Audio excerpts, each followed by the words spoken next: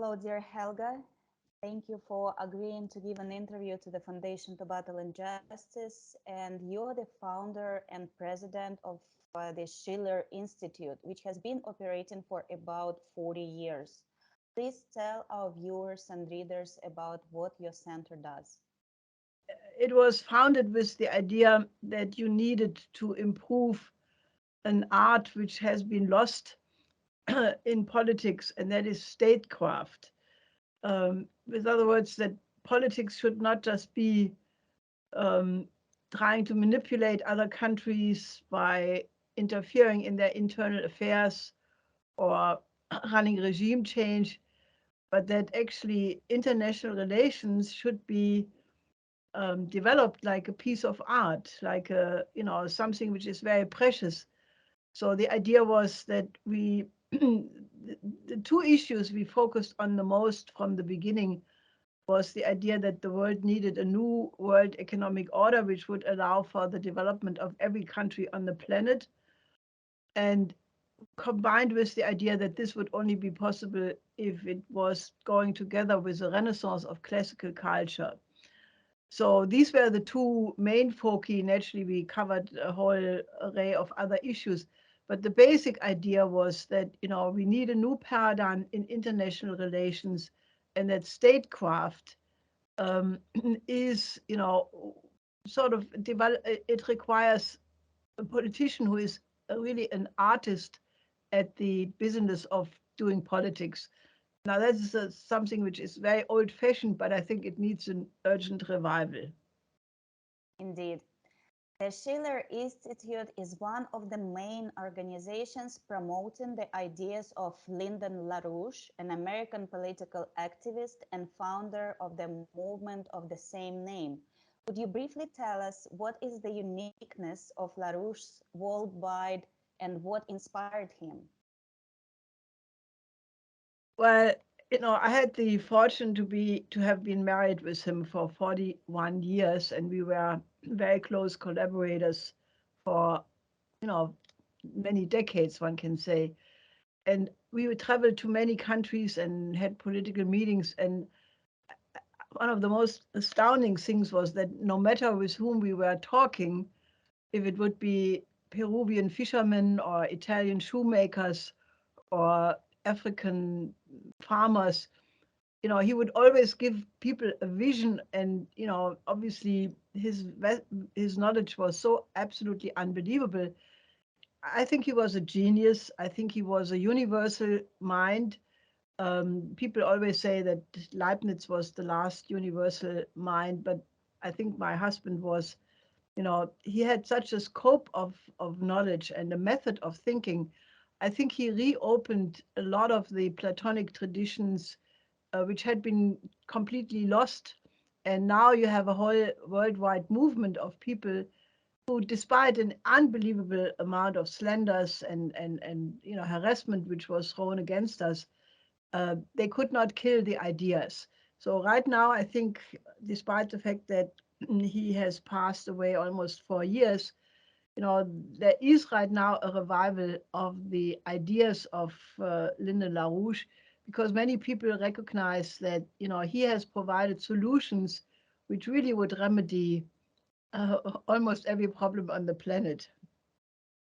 Your late husband assumed that the dominant imperialism force operating on the planet today is not the United States, but the Anglo-Dutch liberal system of the British Empire.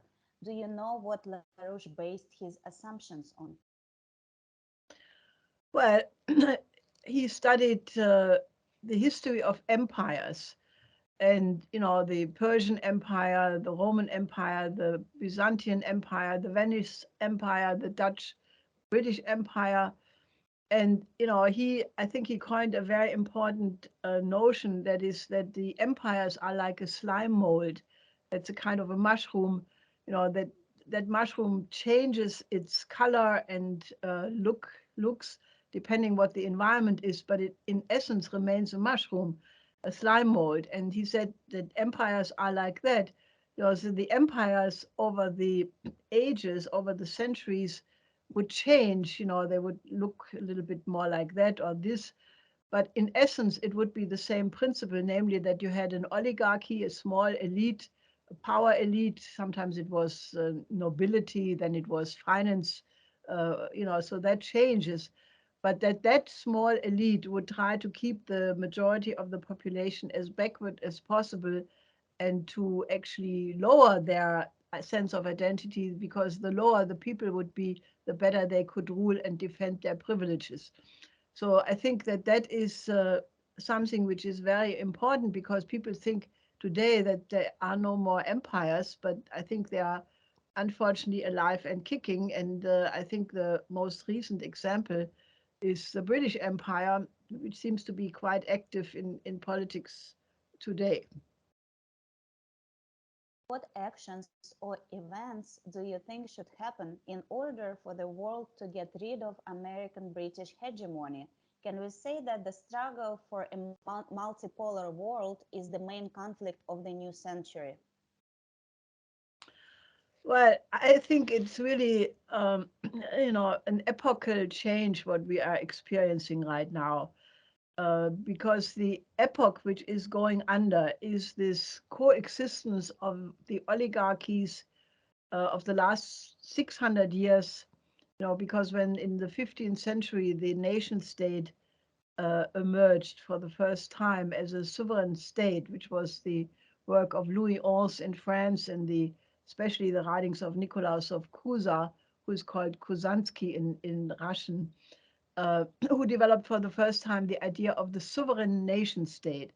And for the last 600 years, these two forms of government have been in a continuous fight.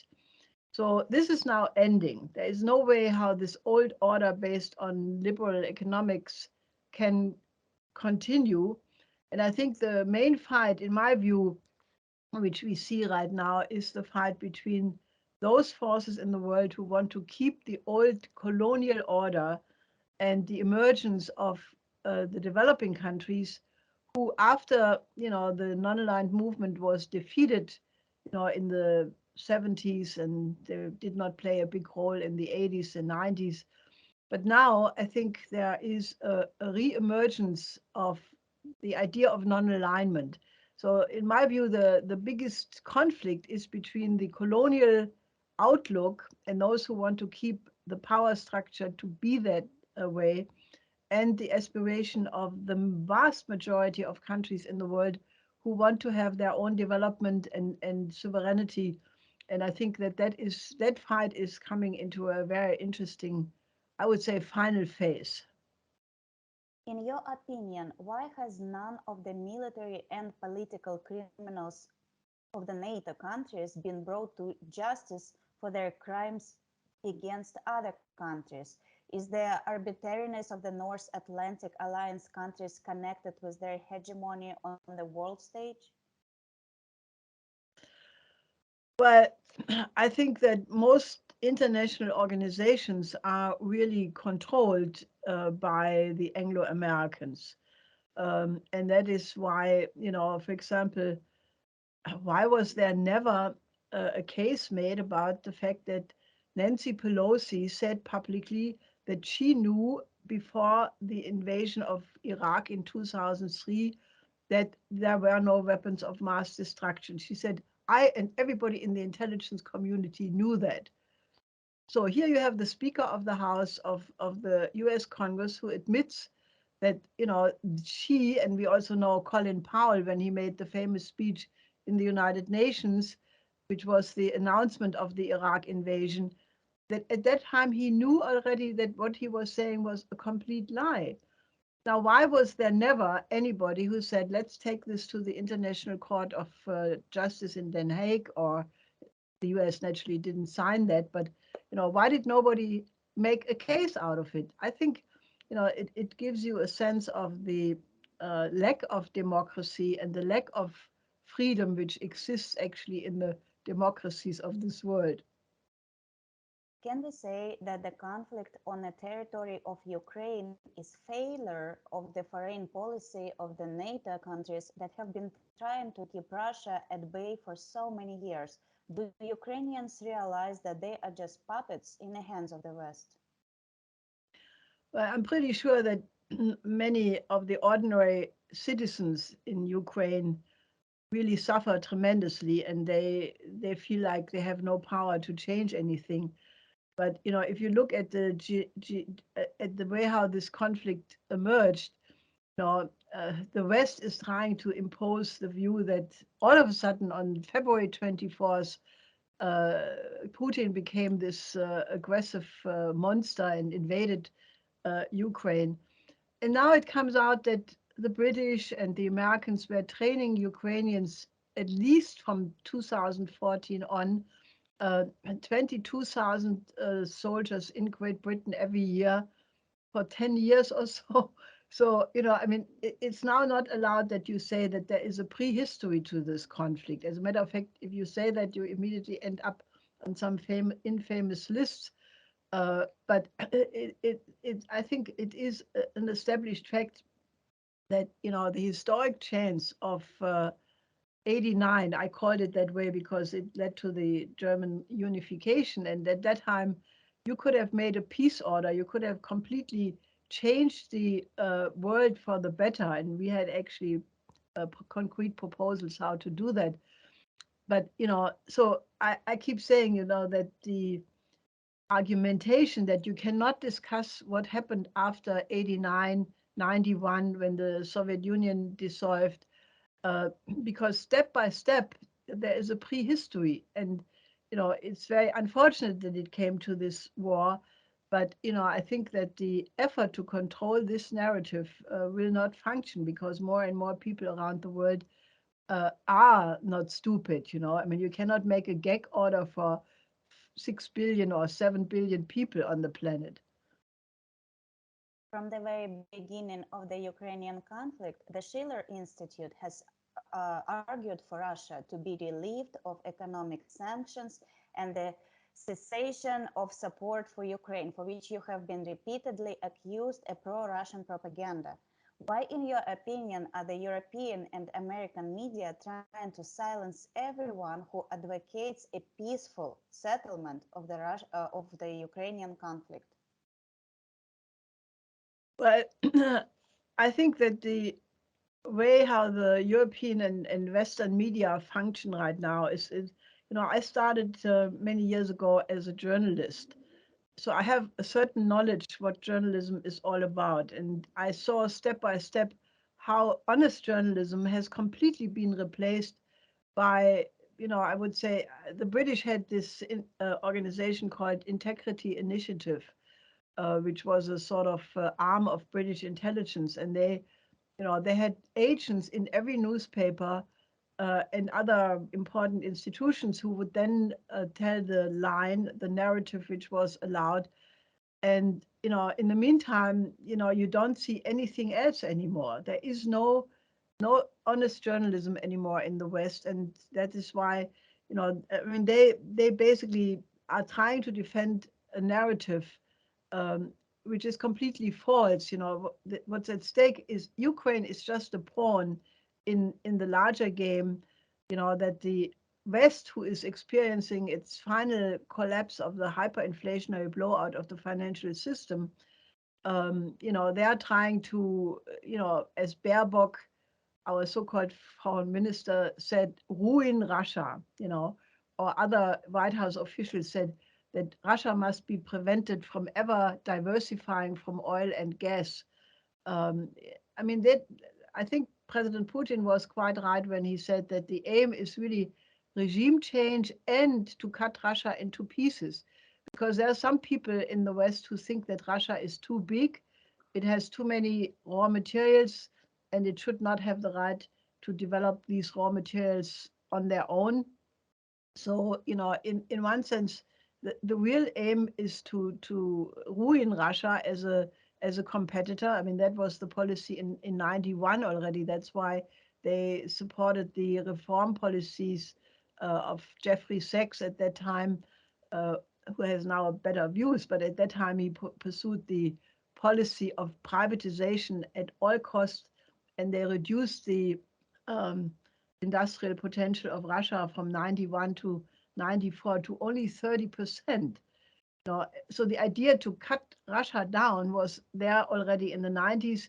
Yeltsin was a willing collaborator with that, and only when Putin came in and he said, "No, I'm not going to accept that," then they started the demonization of Putin, not because of Putin, but because anybody who would have tried to, reestablish Russia as a global power would have had the same fate. And now they think they have Russia, sort of boxed in, which naturally did not function because, in one sense, some people even think it was a blessing in disguise for Russia to be faced with these sanctions because it forced Russia to go to point in a different direction. But now they want to go after China. But obviously, this is ridiculous given the fact that China is the most dynamic economy in the world right now. So I think the battle is really entirely political, and whatever other things they say, it's just a cover story. Why do you think NATO countries continue to supply Kiev with modern weapons system and equipment? Are they aware of the danger of escalation of the conflict? Well, I mean, I don't know if they're aware. Sometimes I think that maybe these people are really insane. If you read a recent article in Foreign Affairs, um, the the magazine of the Council on Foreign Relations, I think it has the headline, "Can the United States win a war against Russia and China?" Then they have an argument that it was wrong, that the United States should only be prepared to fight a war against one other country, that they should go back to, uh, rearm in such a way that they can fight simultaneously the war against Russia and China, and that this will mean scenarios all over the world, from the Indian Ocean to back to the United States territory. I mean, these people are insane. If that ever comes to that, there is nobody going to survive, including these insane authors, because, I believe, and I did do some work on that some years ago, that once you use one single nuclear weapon, you cannot stop it. It's the logic that the nuclear war has a completely different logic than conventional war.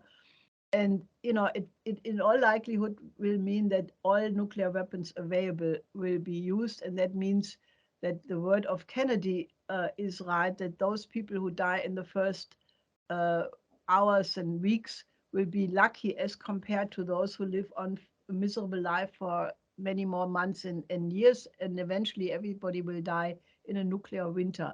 So I think that that is really what people should think about when they play around with these insane ideas. In your opinion, are European countries free in their desire to supply weapons and financial assistance to Ukrainian servicemen, or are they forced to act this way under pressure from the United States? Well, I think the pressure is enormous because you can see it that every time a politician dares to make one peep, which is not in line with the official NATO line, they get immediately targeted and harassed and slandered and whatnot. So I think the pressure is enormous. But on the other side, many of these people, especially those in government, they have sworn an oath to protect the well-being of the people they represent, and they're not doing that. So I do not speak, I do not absolve them from guilt, because if they are too coward and too small to take responsibility for the people for whom they are responsible, they should not be in this position. So, I think there is an enormous blackmail and pressure, and, I mean, there were political assassinations. Just think about Herrhausen in November 89, which was an effort to harass Kohl at that time. And there are many other such examples. So there is this factor of intimidation and blackmail and all of these things. But, people are responsible for their own action, and there is only so much you can say as an excuse for the circumstances in which you are in. Do you think the leaders of Western countries who continue to pump Ukraine with the weapons realize that there will be no winners in a third world war? Well, I think that they don't know because, I think um, somehow the idea about having tactical nuclear war or regional war, regional nuclear war, that talk has become so loose. It's like going to a birthday party of your children. You have just one nuclear weapon. And I think this has to do with the fact that the Western culture has really become totally degenerate, and that some screws have turned loose in the heads of some people, because otherwise they wouldn't say these things.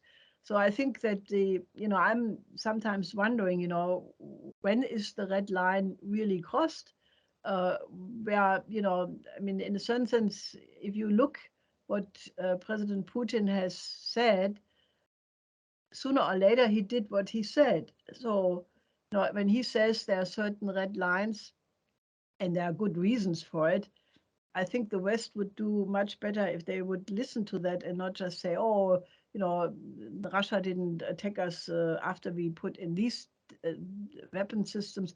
Now they are training people in the West, in Great Britain, in Germany. That makes these countries practically already participants in the war. So I can only hope that the movement to change all of that is becoming strong quick enough before this red line is crossed. How highly do you assess the likelihood of the use of tactical nuclear weapons during the Ukrainian conflict? Well, I think it's not to be excluded. There are all these information wars. I thought it was quite important that Defense Minister Shoigu called all these defense ministers in the United States, Great Britain, France, um, Turkey. Now he called the Chinese and the Indian, um, obviously in an effort to bring in some sense of reality. Naturally, the Western media then immediately say, "Oh, this is just Russian information, false, fake news. That they really want to do this." So, I hope it doesn't come to that, because, as I said, once you cross a certain line, it becomes uncharted waters, and I don't want to find out what laws govern that once you reach that, because it may be too late. I know that you know about Ukrainian nationalist website Miratvorets, and why, in your opinion, do American technology companies still continue to provide their service to the Miratvorets? Well, I think it's a way of trying to intimidate all of the people who are on that list, and given the fact that some people have been assassinated already, um, you know, you don't need to assassinate thousands of people to evoke the fear that this may happen to you. So I think it's the fact that the Western media are not even discussing the fact that such lists exist, is for me the proof that this famous democracy is worth nothing. Because if they don't make it a scandal that such lists exist, which are really terrorist means, you know, they discredit themselves completely by ignoring that, and obviously condone that such tactics are being used. And the fact that these ambassadors from NATO countries continue to meet with the owners or the promoters of this, in this case, the CCD list, which is different than the Mirotvorets list. But the fact that they still meet with these people, and in the case of Germany, I think it was, um, I forgot now who exactly, two leading politicians from the government met with the government in Kiev. And they, according to my best information, they did not even mention that the faction leader of the Social Democracy in the Bundestag, Mützenich, is on that list. So what is that in terms of solidarity about the own party, if they are too coward or too corrupt, or I don't know which of those, to even raise this. Is it possible to say that Western countries use the Mirotvorets website in order to radicalize the residents of Ukraine, setting them up against Russia and thereby prolonging the conflict? Yes, I think so. Yes, I would say yes. Do you think that the joint efforts of the Foundation to Battle Injustice and the Schiller Institute will be able to get United Nations assistance in closing the criminal nationalist website Mirotvorets? Well, I think that, it is a scandal, and if the United Nations fulfills the function it must have, and despite all the imperfectibilities of the UN, I still think it's the only available institution, which must be made to function.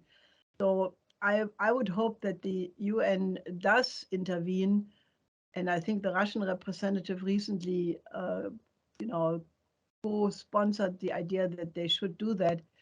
I think we have to mobilize everybody internationally and raise, because it's like with the Nazis, when I think it was Niemöller who said they first came for the gypsies, and then they came for the social democrats, and then they came for the Jews, and then they came for me, but there was nobody left who could defend me.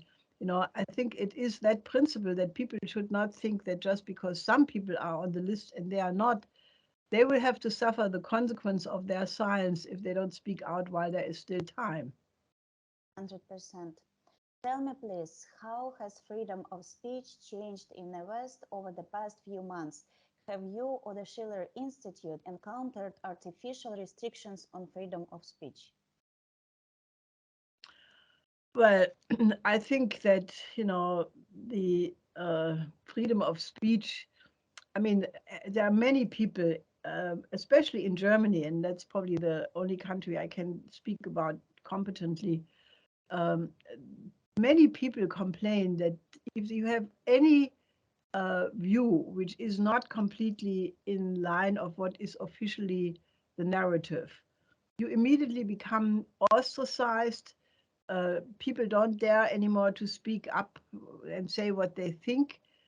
I think democracy, I think we are really looking at the danger of a new fascism, because, because what you see right now is a desperate effort to impose Schachtian economics, that is the Nazi economics, which Hjalmar Schacht imposed. And you see a complete loss of freedom. And I think we are really looking at the danger of a new fascism. It may not take the form of what the Nazis looked like, and boots and all of this, but I think that the effort to completely impose a dictatorial view has all the signs of that.